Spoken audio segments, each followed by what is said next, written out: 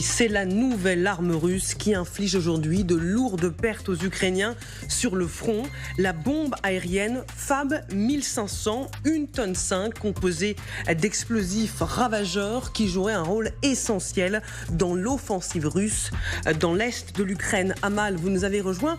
Alors expliquez-nous ce qu'est cette arme qui est capable de provoquer d'énormes dégâts. Oui, il s'agit d'une bombe aérienne très puissante. La Russie a en fait transformé une arme de base de l'ère soviétique en une bombe planante capable de provoquer un cratère de 15 mètres de large. Cette bombe, vous l'avez dit, c'est la FAB 1500, une arme de 1,5 tonnes dont près de la moitié est composée d'explosifs. Elle est lancée depuis le ciel par des avions de combat à une distance de 60 à 70 km. C'est hors de portée des défenses aériennes ukrainiennes. La FAB 1500 est dirigée vers sa cible par un système de guidage et des ailes escamotables qui lui permettent de planer vers sa cible. Voici ce que nous dit un spécialiste de la défense. Elles offrent une nouvelle option de frappe à distance bien plus destructrice pour de nombreux avions tactiques russes qui aident également les pilotes à rester plus loin des défenses ennemies. Alors pour comprendre les ravages que peuvent créer ces nouvelles armes, eh bien voici des images récentes du front dans la région de Donetsk avec ces frappes sur des centrales thermiques, des usines et sur les lieux à partir desquels les Ukrainiens coordonnent leur défense. Amal, l'utilisation de ces bombes est devenue un élément crucial de l'offensive russe. Oui, on l'a vu donc avec ces images dans la région de Donetsk, notamment en rasant les défenses ukrainiennes à Avdiivka et ses environs tombés en février. Et leur utilisation, elle est de plus en plus intensive, comme l'explique Yuri Ilnat, porte-parole de l'armée de l'air ukrainienne à CNN. Voici ce qu'il dit. À la veille et pendant la bataille d'Avdiivka, des centaines de bombes aériennes ont été lancées en quelques jours. En seulement 48 heures, 250 d'entre elles ont été utilisées en direction d'Avdiivka. Une arme d'autant plus stratégique pour les Russes car elle est bon marché, très bon marché, même beaucoup moins coûteuse qu'un missile. La productivité a même augmenté de 40% grâce au passage à une production 24 heures sur 24, 7 jours sur 7. Merci beaucoup Amal pour ces informations précieuses pour notre débat. Colonel, pourquoi les défenses aériennes ukrainiennes ont tant de mal à neutraliser ces bombes ? Bien, comme ça a été dit, donc c'est une bombe qui est tiré en stand-off, c'est-à-dire que l'avion Sukhoi 34 ou 35 est loin des défenses ukrainiennes. Cette bombe a 60 à 70 km de portée. On ne la voit pas arriver parce que elle est très, très faiblement visible. En fait, elle est assez furtive dans la mesure où quand vous planez, vous ne dégagez pas de chaleur, c'est pas comme un moteur. Vous ne dégagez pas non plus, il n'y a pas de fréquence, si vous voulez, parce que vous êtes guidé jusqu'à un certain point, puis ensuite vous allez sur une trajectoire qui finalement, on n'est pas dans une zone de tempête avec de forts vents et tout ça, qui a des chances d'arriver sur sa cible beaucoup plus facilement. Et d'autre part, elle est durcie en termes de déviation qui pourrait être faite par la guerre électronique ukrainienne. Donc en fait, c'est une arme aussi qui fait des ravages. Pourquoi ? Parce qu'elle détruit le béton armé. Et puis vous avez vu les tranchées ukrainiennes à base de rondins et de tôles. Si vous voulez, je serais un soldat ukrainien sous les rondins et la tôle, avec une bombe comme ça, en fait vous êtes pulvérisé. Et donc voilà, c'est dramatique parce que effectivement, cette bombe qui peut réussir à percer des bunkers, comme ceux qui étaient à Avdiivka, et les Ukrainiens s'étaient bien renforcés à Avdiivka, eh bien pour eux, si vous voulez, ils n'ont pas le temps de construire des bunkers dans les lignes qui sont derrière. Donc pour les Russes, c'est une arme pour l'instant qui n'est pas imparable.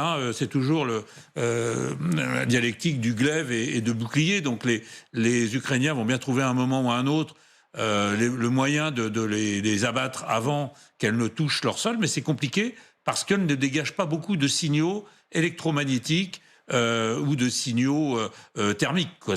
Donc c'est compliqué à abattre. Margot ?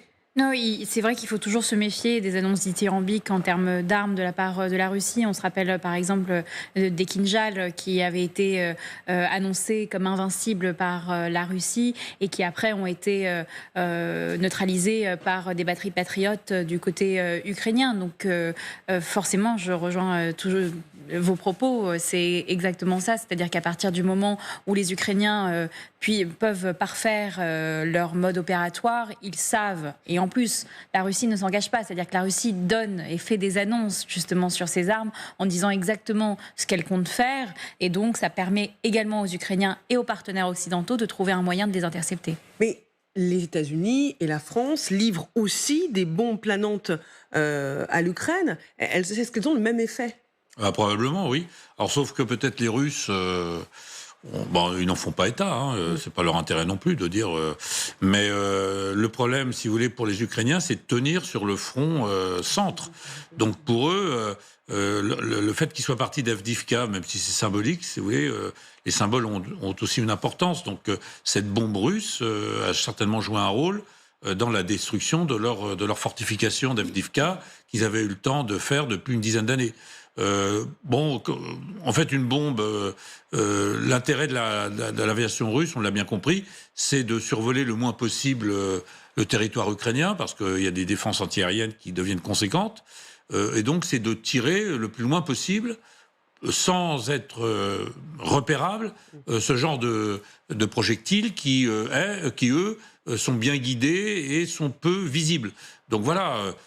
maintenant, derrière ces bombes, il faut aussi des fantassins, il faut des moyens pour occuper le terrain, ce qu'ils ont eu, mais ce qui leur a coûté aussi beaucoup d'hommes aussi aux Russes. Donc, si vous voulez, c'est une arme d'appui importante, ça fait partie de la supériorité du feu russe sur le feu ukrainien, ça plus les obus de 152 ou 155, chez eux c'est plutôt du 152, et chez nous, chez les Ukrainiens, il y a toujours ce ratio d'un obus pour 10 obus russes.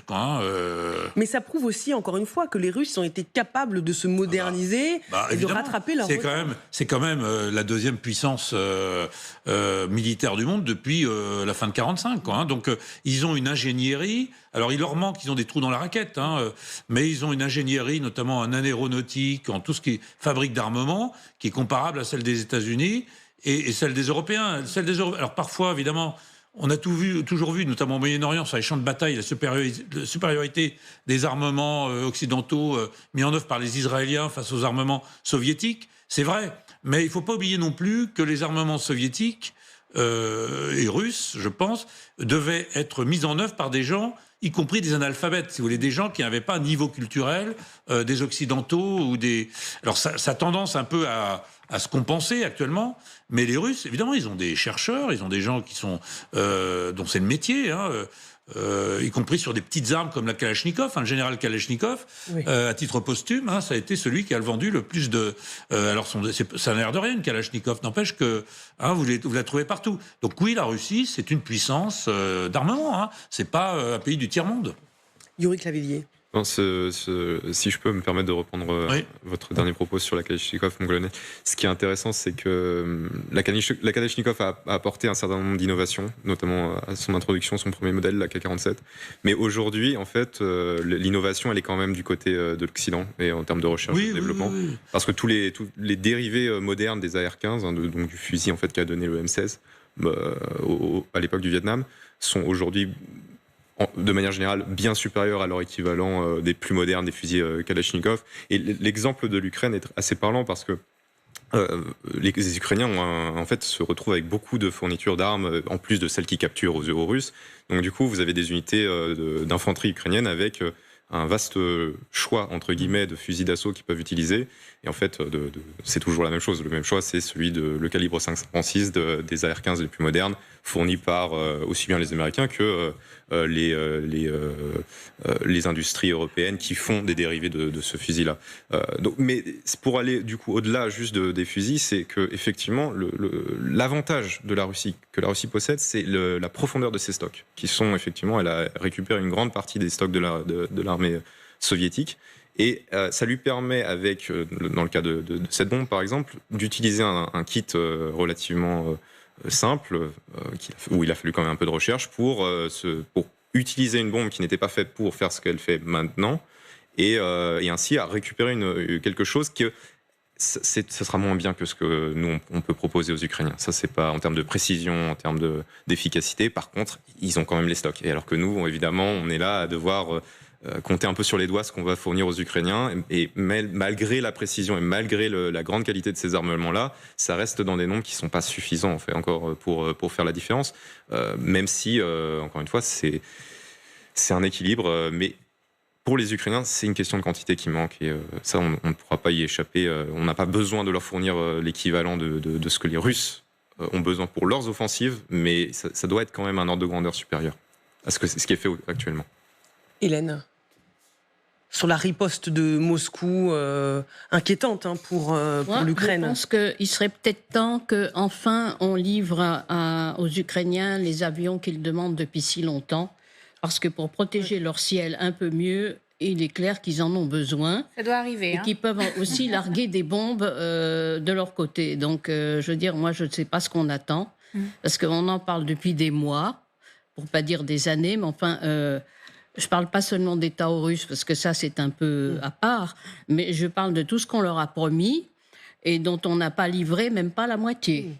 Et ça, je veux dire, nous sommes responsables, je pense, et je le dis tranquillement, je ne suis pas énervée du tout, mais quand même, il faut être lucide. Si les Ukrainiens se font tuer en ce moment beaucoup plus qu'avant, c'est un peu de notre faute. Ils n'ont pas de quoi riposter. Ils en sont à compter leurs obus.